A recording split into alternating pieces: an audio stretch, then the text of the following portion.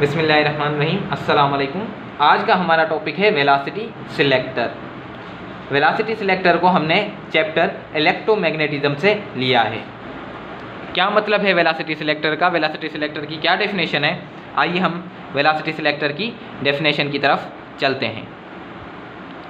अब हमने ये फेडरल टेक्स्ट बुक या केपी के जो है उससे हमने ये डेफिनेशन ली है।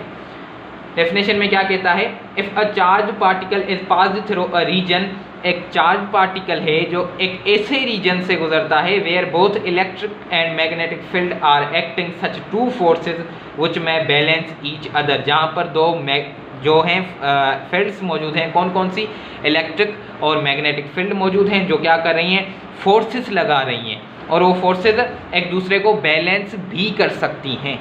विच में सच टू फोर्सेस में बैलेंस ईच अदर, एक दूसरे को बैलेंस भी कर सकती हैं।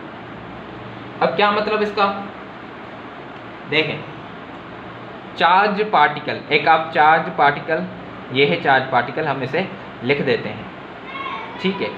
ये चार्ज पार्टिकल एक ऐसे रीजन से गुजर रहा है जहां मैग्नेटिक फील्ड और इलेक्ट्रिक फील्ड दोनों मौजूद हैं। क्या हैं? दोनों मौजूद हैं।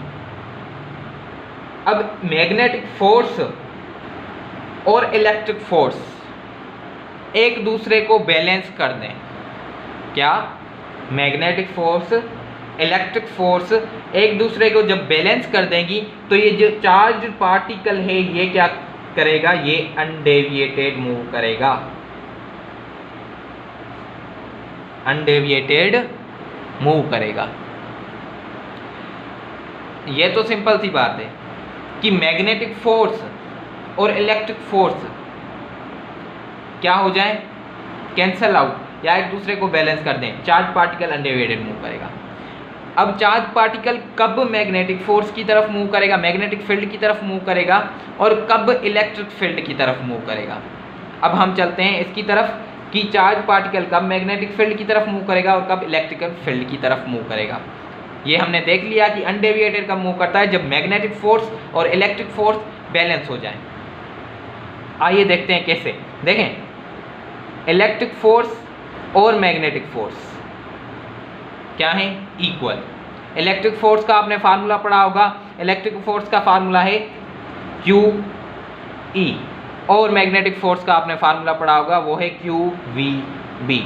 चार्जेस आपस में कैंसिल हो गई, बाकी फार्मूला क्या बचा, E is equal to VB।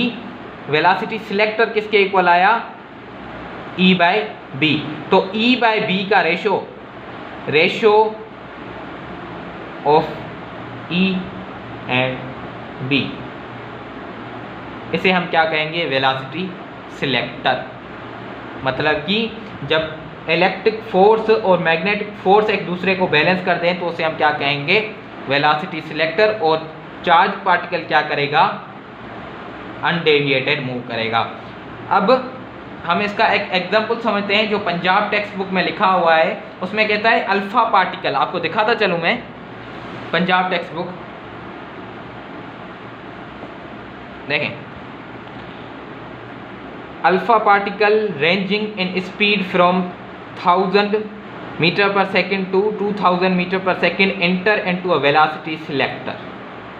एक अल्फा पार्टिकल है जिसकी स्पीड की रेंज क्या है, 1000 से 2000 मीटर पर सेकेंड, वो क्या कर रहा है, एक वेलोसिटी सिलेक्टर में एंटर कर रहा है। Where electric intensity is 300 volt per metre. अब हमें क्या देता है, इलेक्ट्रिक इंटेंसिटी कितनी, 300 volt per metre, and the magnetic induction 0.20 tesla. Magnetic induction क्या देता है, 0.20 tesla. Which particle will move undeviated through the field, कौन सा पार्टिकल अनडेविएटेड फील्ड करेगा, अनडेविएटेड मूव करेगा फील्ड में से। अब देखें, इसे हम क्लियर करते हैं, इसका हम सिर्फ फार्मूला लिखते हैं। देखें,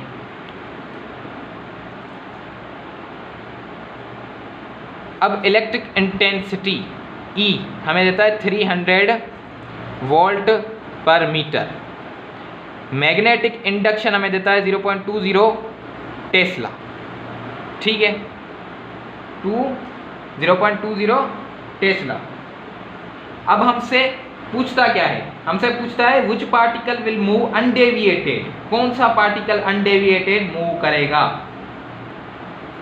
ठीक है, अब इसका फार्मूला हमने पढ़ा है। अभी अभी मैंने क्या बताया, जब एक दूसरे की फोर्सेस क्या कर दें, एक दूसरे को बैलेंस कर दें, कैंसिल आउट कर दें। अब आप क्या करें, वेलोसिटी सिलेक्टर में ये जो वैल्यूज़ हैं ये पुट करें 300 और 0.20।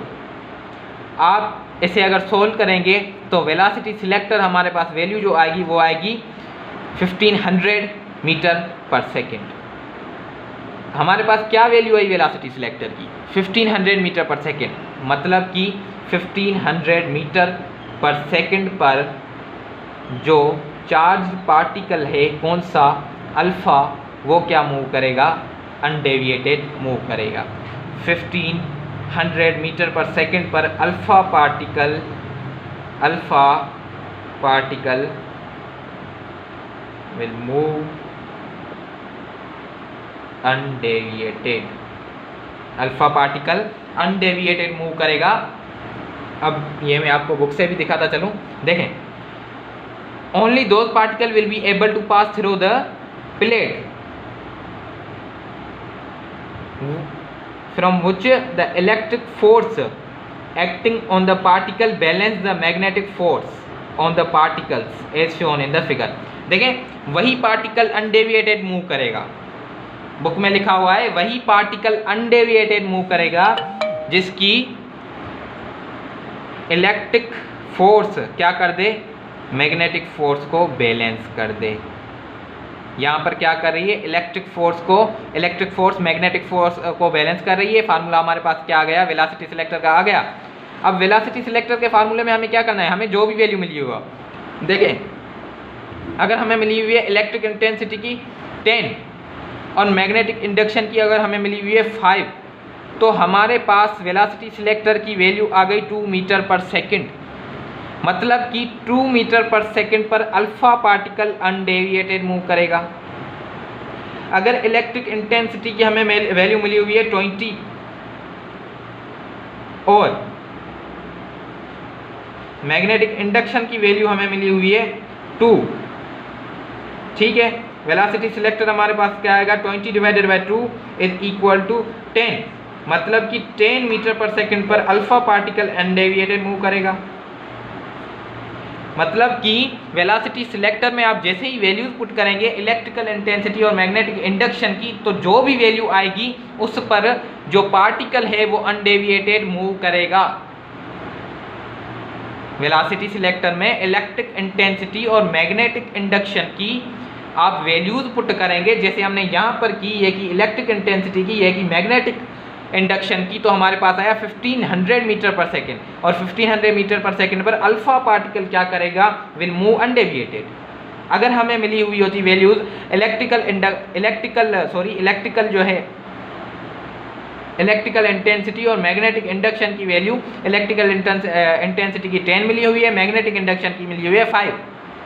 अगर हम इसे सोल्व करेंगे हमारे पास आ जाता है 2 मीटर पर सेकेंड, और 2 मीटर पर सेकेंड पर पार्टिकल क्या मूव करेगा, अनडेविएटेड।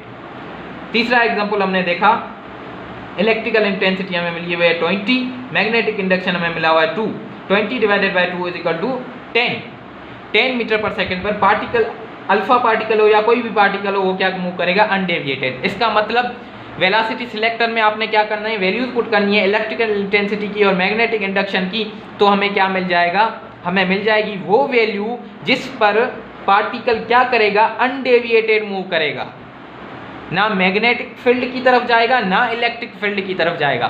तो वेलोसिटी सिलेक्टर की जो आप वैल्यू निकालेंगे E/B electrical intensity divided by magnetic induction की जो वैल्यू आएगी वो क्या होगी, उस पर पार्टिकल अनडेविएटेड मूव करेगा। तो यहाँ तक बात क्लियर हुई। अब आते हैं आगे, अनडेविएटेड का तो समझ में आ गया। अब देखें, मैग्नेटिक फोर्स का फार्मूला है QVB। मैग्नेटिक फोर्स डिपेंड करती है किस पर, वेलोसिटी पर। वेलोसिटी के बढ़ने से मैग्नेटिक फोर्स बढ़ेगी, वेलोसिटी के बढ़ने से मैग्नेटिक फोर्स बढ़ेगी। 1500 मीटर पर सेकेंड पर पार्टिकल क्या करता है, अनडेविएटेड मूव करेगा। अगर 1500 से वेलोसिटी क्या हो जाती है, बढ़ जाती है, 1600 हो जाए या 1700 हो जाए या 1800 हो जाए या 1900 हो जाए, मतलब 1500 से बढ़ जाए, अगर 1500 से क्या होगी, वेलोसिटी बढ़ेगी तो मैग्नेटिक फोर्स क्या करेगी, मैग्नेटिक फोर्स इंक्रीज होगी। मैग्नेटिक फोर्स जैसे ही इंक्रीज होगी तो चार्ज पार्टिकल क्या करेगा, मैग्नेटिक फोर्स की तरफ मूव करेगा। ठीक है, तो देखें मैग्नेटिक फोर्स क्या करे, वेलोसिटी पर डिपेंड कर रही है, लेकिन इलेक्ट्रिकल फोर्स जो है वो डिपेंड नहीं करती। तो वेलोसिटी के चेंज होने से इलेक्ट्रिकल फोर्स पर कोई भी असर नहीं पड़ेगा, इलेक्ट्रिक फील्ड पर कोई भी असर नहीं पड़ेगा। 1500 मतलब 1500 से जैसे ही वेलोसिटी इंक्रीज होगी, मैग्नेटिक फोर्स क्या हो जाएगी, इंक्रीज हो जाएगी और चार्ज पार्टिकल मैग्नेटिक फील्ड की तरफ चला जाएगा।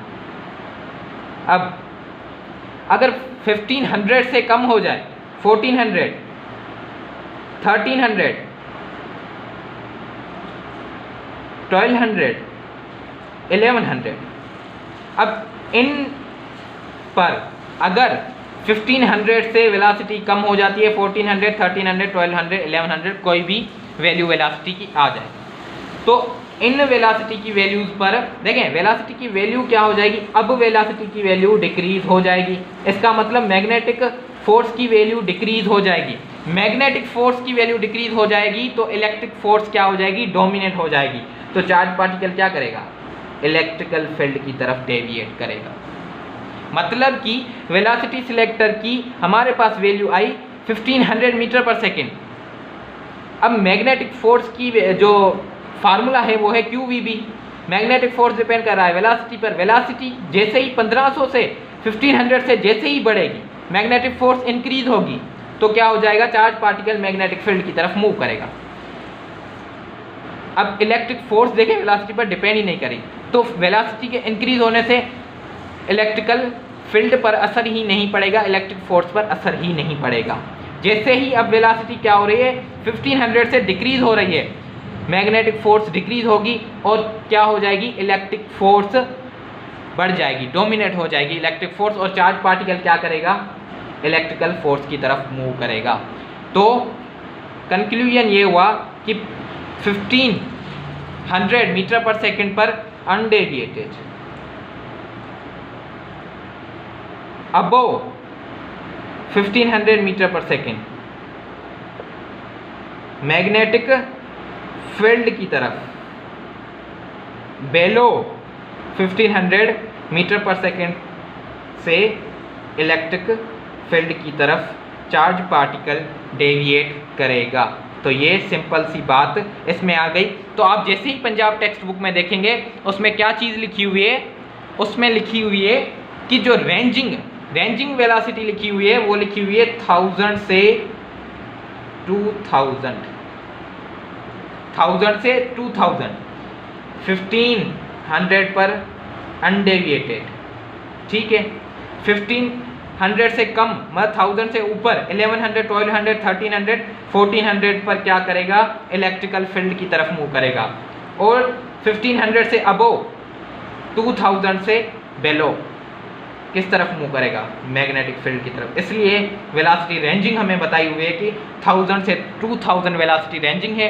तो किस वेलोसिटी पर पार्टिकल अनडेविएटेड जाएगा, 1500 मीटर पर सेकंड पर पार्टिकल अनडेविएटेड जाएगा, बाकी जो है 1500 से कम पर पार्टिकल इलेक्ट्रिक फील्ड की तरफ जाएगा, और 1500 से ऊपर की तरफ ऊपर वाली वेलोसिटीज़ पर 2000 से कम वाली वेलोसिटीज़ पर चार्ज पार्टिकल क्या करेगा, मैग्नेटिक फील्ड की तरफ मूव करेगा।